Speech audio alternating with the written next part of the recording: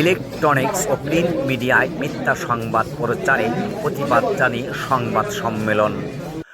জাগ্রত সদরপুর খবর পড়ছি আলাদা লতিফুল হক। ফরিদপুরের সদরপুর উপজেলায় গত ২৬শে এপ্রিল দেশের জাতীয় দৈনিক ও স্থানীয় সহ বিভিন্ন পত্রিকা এবং অনলাইন পোর্টালে বাড়ি দখলের শিরোনামে প্রকাশিত সংবাদের প্রতিবাদ জানিয়ে সংবাদ সম্মেলন করেছে ভুক্তভোগী মোহাম্মদ মুজিবুল হোসাইন। সোমবার বিকেল ৫টায় সদরপুর রাজিয়া সিনেমায় তৃতীয় তলায় এই সংবাদ সম্মেলনের আয়োজন করা হয়। সেপ্টেম্বর মাসের শেষের থেকে এবং অক্টোবর মাঝামাঝি তারপর থেকে আমি এই বাড়িতে বসবাস করে আসছি এবং ওনার সাথে আমার যে চুক্তিনামা হয় এটি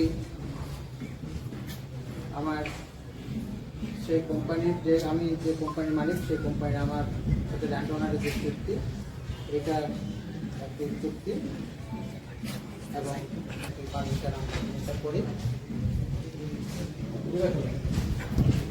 এবং এর সমুদয় এটার মূল্য যে থাকে সমাজের মূল্য আমরা ওনাকে পরিশোধ দেখিয়ে যে উনি ভবিষ্যতে কাজ যখন কমপ্লিট শেষ হয়ে যাবে উনি এই প্রকল্পটি পাবেন। এই অ্যাপার্টমেন্টটা অনেক দামি প্রজেক্ট, দামি অ্যাপার্টমেন্ট এবং এটা সিঙ্গাপুর বাংলাদেশ জয়েন্ট ভেঞ্চারের বর্তমান কাজ চলমান, কোম্পানি চলমান।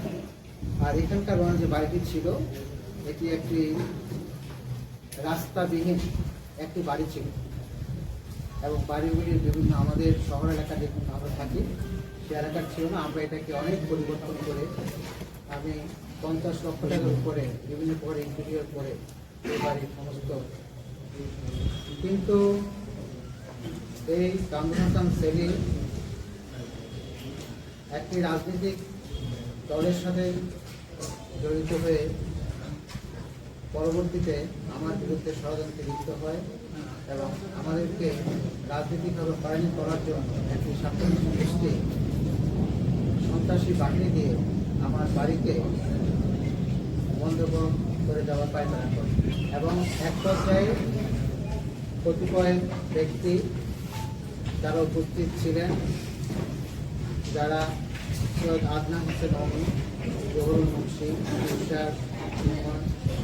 শাহরুখ প্রমুখ বেশ কয়েকটি এখানে গত ২৩ তারিখে আমার বাসায় এসে আমার বাড়িতে দরজা বন্ধ করে পরবর্তীতে আমার লোকের রুমে এসে জিনিসটাকে আবার তারা ক্রিয়া করে।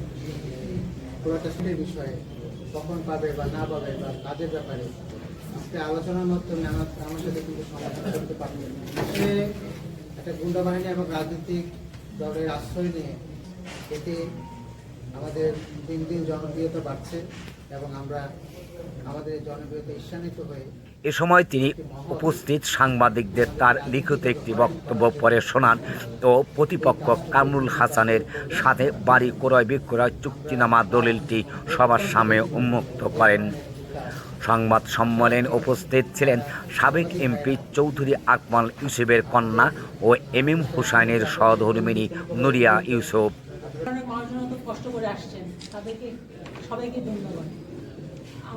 আমি ওনার মজুদের মেয়ে, আমি তো কৃতজ্ঞতা জানাই যে আমাদের একটা চক্র আমাদের মজমিলের সুনাম এত বছরের ১০০ বছরের বেশি দিনের একটা সুনাম নষ্ট করার চেষ্টা করছে, এটাকে আমি কৃতজ্ঞতা জানাই। ব্যাপারটা একটু যাচাই করে এছাড়া উপস্থিত ছিলেন সদরপুর ডিগ্রি কলেজের সাবেক এজিএস শাহ জামাল সাহেব, ভাঙ্গা উপজেলার বিএনপি নেতা মিজানুর রহমান, দেলাওয়ার হোসেন, চরভদ্রসন উপজেলার বিএনপি নেতা শাহ আলম, দলীয় নেতা কর্মী, মহিলা দলের বিভিন্ন নেত্রী কর্মীরা।